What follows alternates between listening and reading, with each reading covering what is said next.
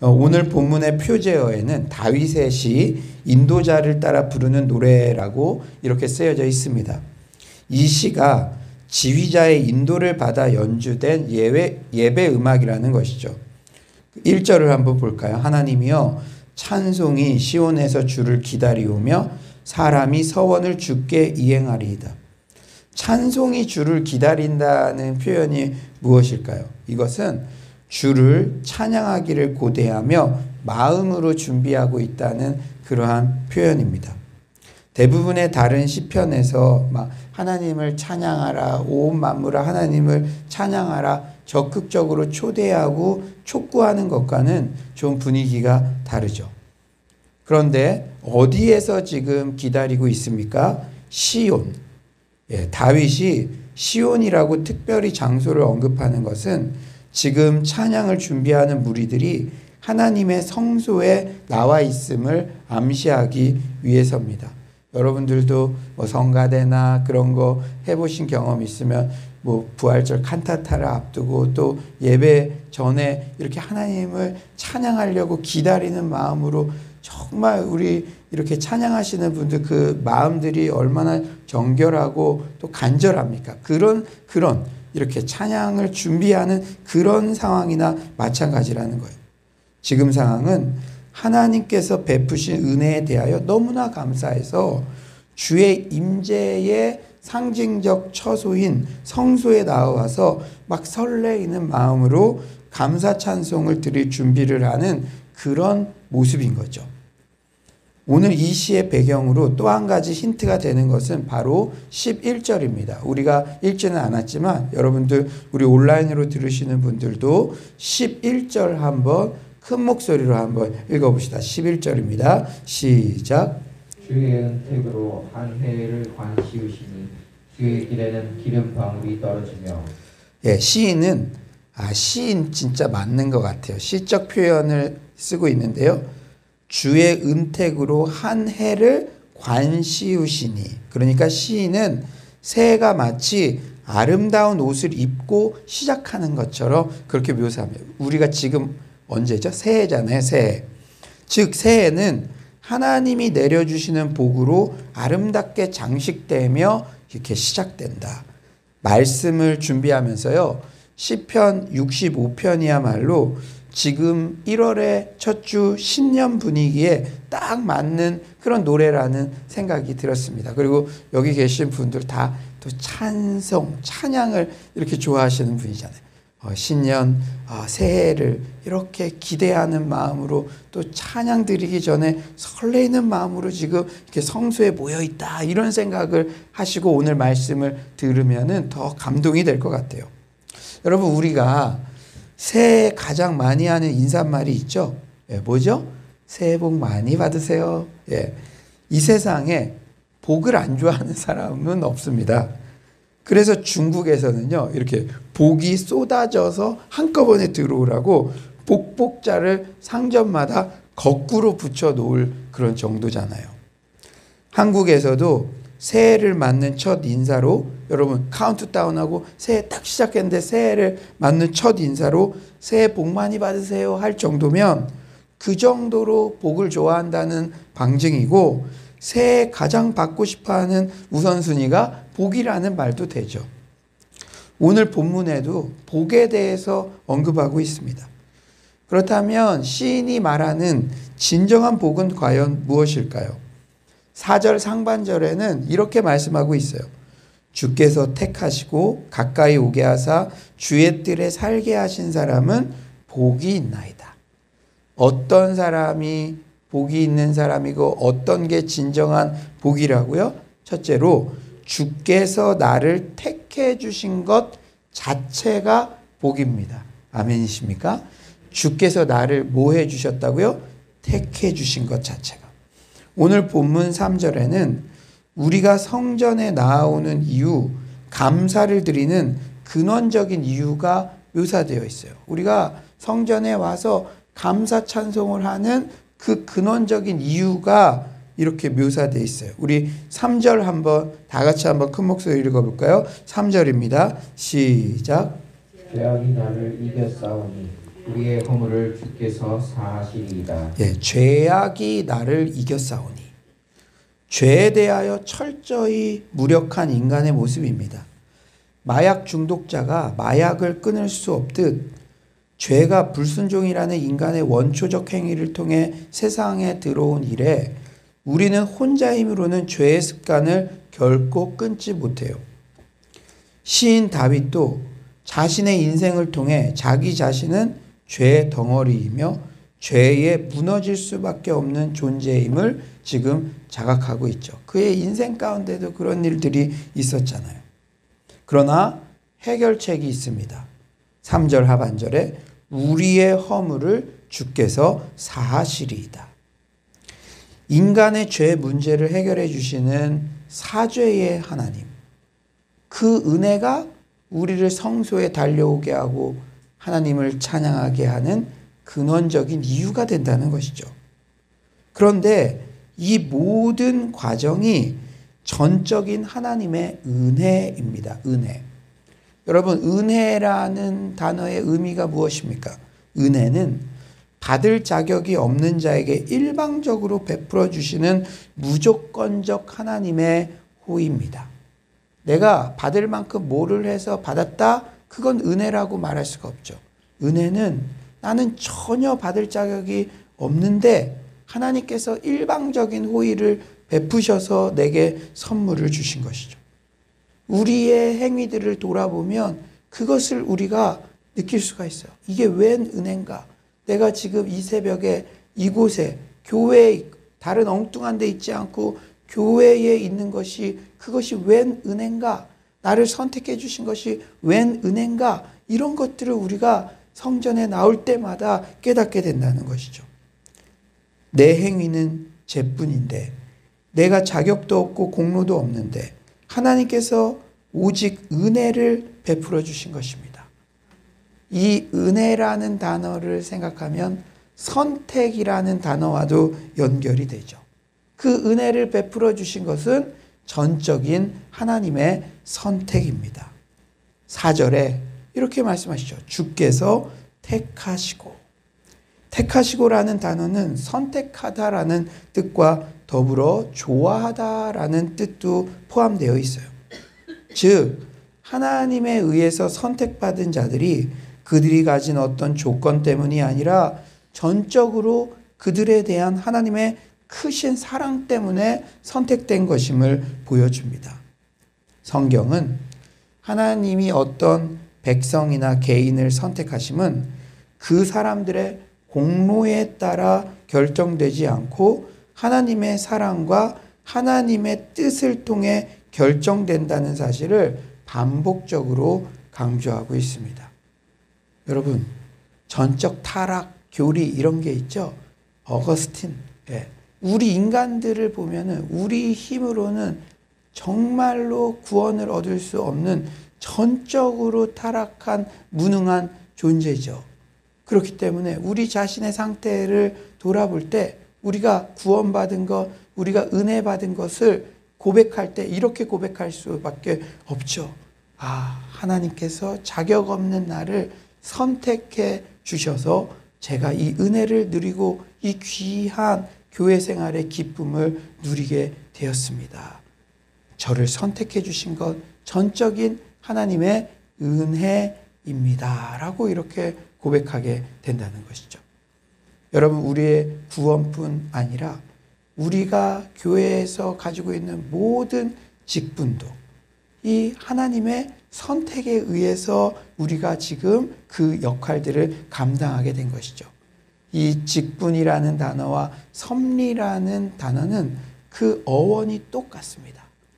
내가 직분, 내가 어떤 자격이 돼서 어떻게 이렇게 감당하는 것이 아니라 하나님의 섭리에 의해서 선택이 되어서 그 일들을 감당할 수 있다는 그 감사만이 부족한 종에게 이러한 일들을 맡겨주셔서 감사합니다. 이런 고백만이, 겸손한 고백만이 우리에게 넘쳐나야 될 줄 믿습니다.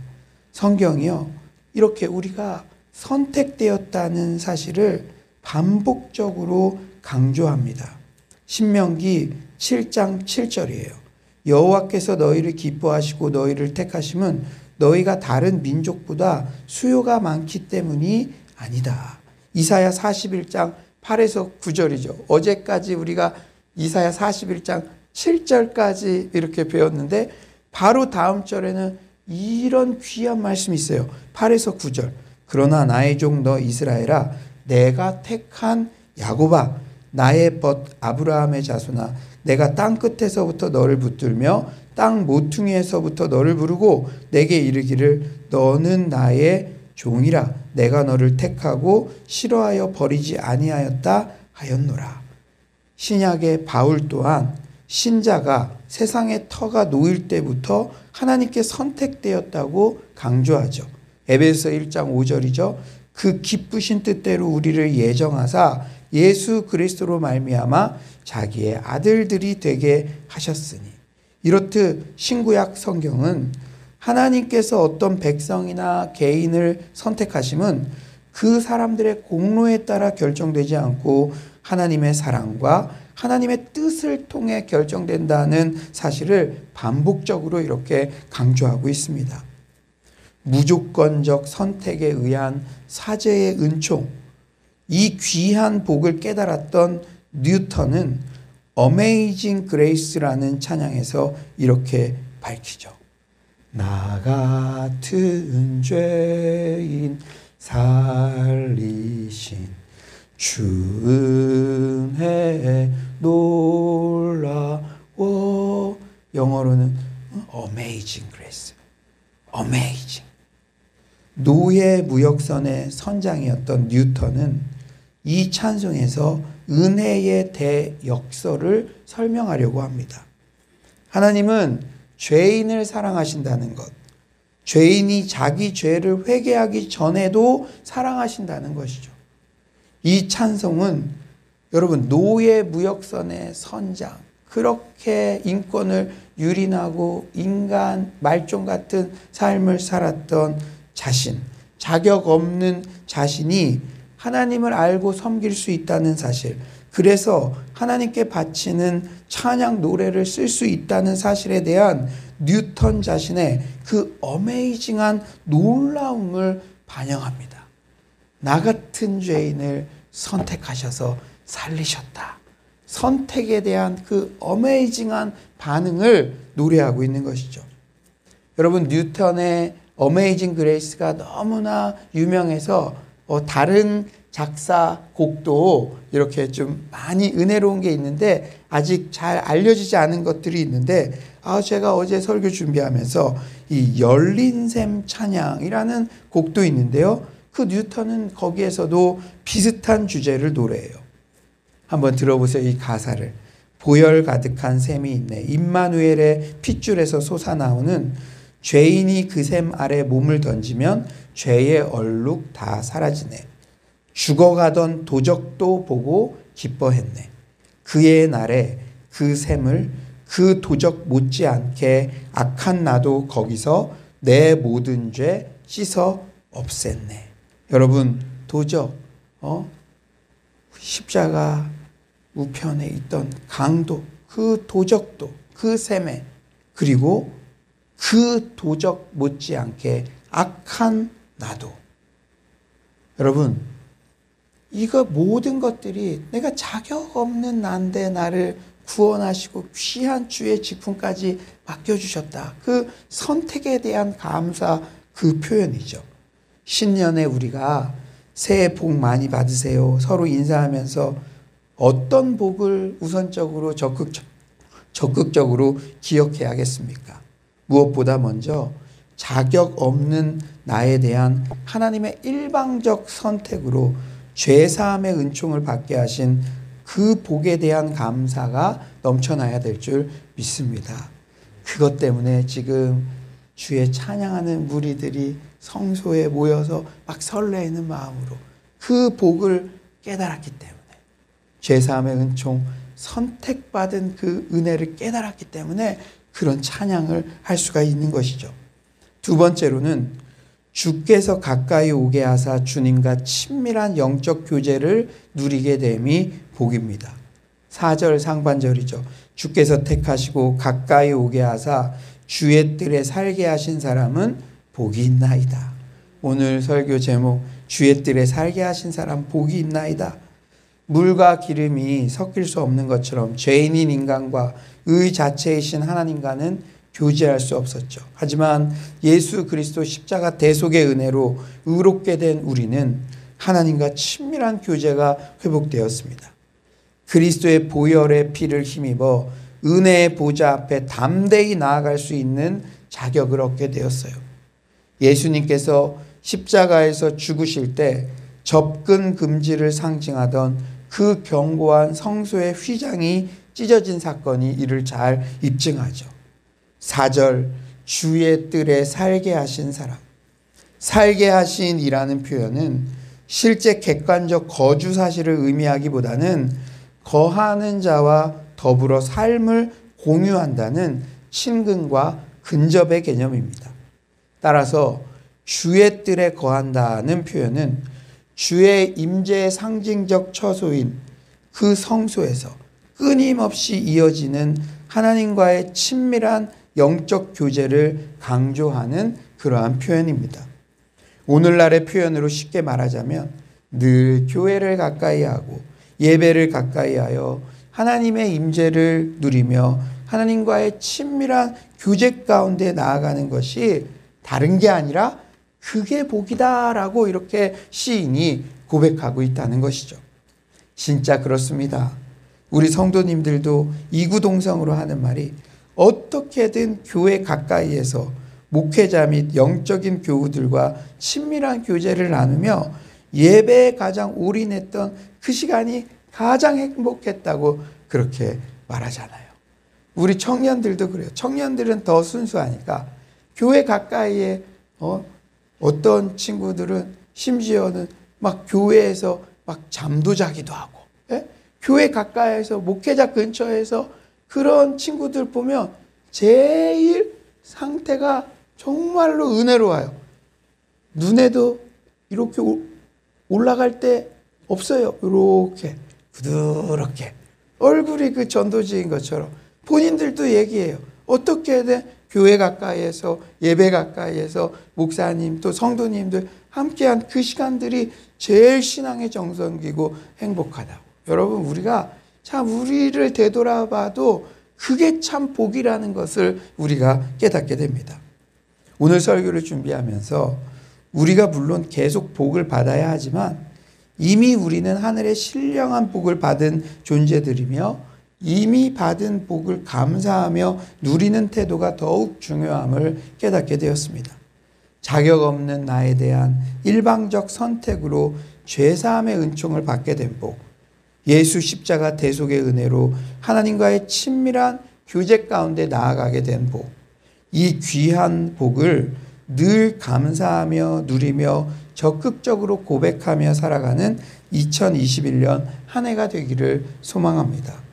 이제 다윗은 4절 하반절에서 자신의 만족이 무엇인지를 밝히고 있어요. 4절 하반절 이렇게 고백하죠. 우리가 주의 집 곧 주의 성전의 아름다움으로 만족하리이다. 와, 이 고백을 묵상하는데 제 가슴을 퍽 때리는 질문이 하나 있더라고요.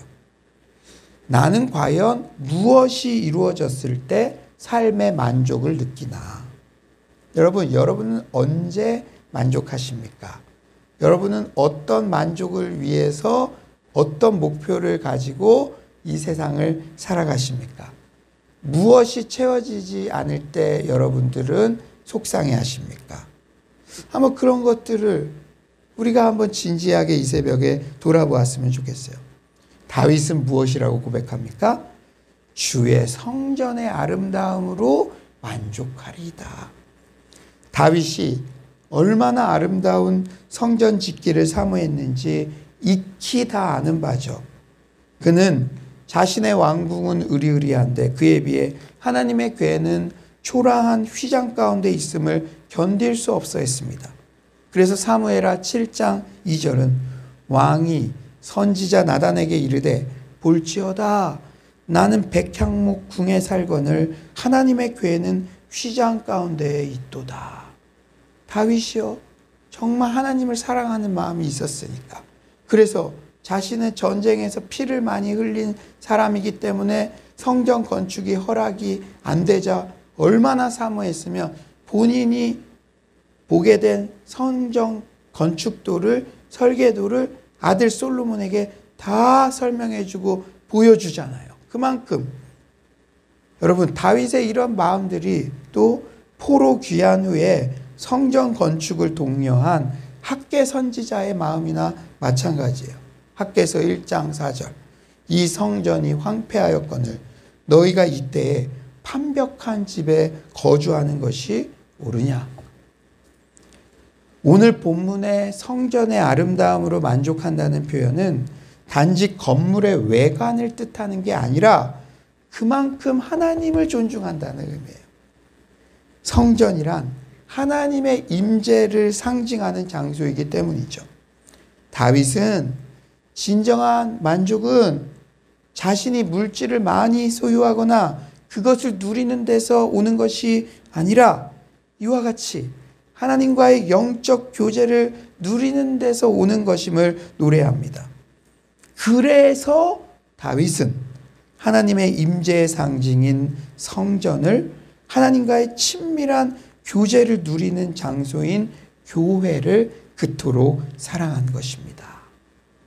사랑하는 여러분, 우리가 왜 교회를 사랑합니까? 우리의 믿음의 선배들이 왜 그렇게 교회를 사랑했습니까? 여러분들 이렇게 교회를 사랑해서 이곳에 오고 온라인으로도 듣고 왜 그렇게 사랑하십니까?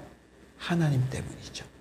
이곳에서 예배 때마다 하나님의 임재를 누리며 하나님과 함께하는 공간, 그러한 상징적 공간이기 때문에 우리가 하나님 때문에 교회를 사랑하는 줄 믿습니다.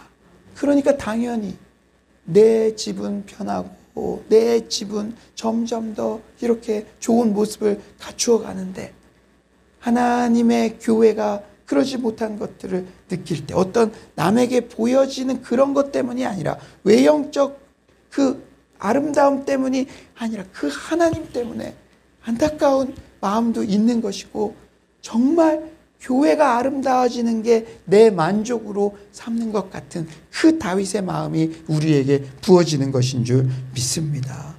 오늘은 교회여 일어나라 라는 연초 특세 3일째 날이에요. 오늘 설교를 준비하면서 일어나는 교회, 잘 되는 교회, 그런 교회는 어떤 교회일까 이렇게 제 스스로에게 질문하는데 말씀을 준비하며 이런 깨달음을 주시더라고요. 그것은 바로 다윗처럼 하나님의 임재의 장소인 교회가 잘 되는 것을 나의 만족으로 삼는 교회를 진심으로 사랑하는 목회자, 성도님들이 많은 교회가 부흥하는 교회, 일어나는 교회, 잘 되는 교회라는 그러한 깨달음이었습니다. 여러분처럼 이렇게 온라인, 오프라인으로 어떻게든 교회를 사랑하는 그 성도님들이 차고 넘치는 그 교회가 잘 되는 교회, 부흥하는 교회, 일어나는 교회인 줄 믿습니다. 여러분, 제가 분명히 선포합니다. 지금 이 코로나 기간에 이렇게 저울을 재듯이 하나님이 이렇게 지켜보고 계세요. 전 세계의 교회를 지켜보고 계세요. 정말 이후에 영혼들을 모아주시고 보내주시고 그럴 텐데 이 하나님의 임재의 상징인 교회를 사랑하는 성도들이 그게 바로 하나님 사랑 때문에 그런 거잖아요.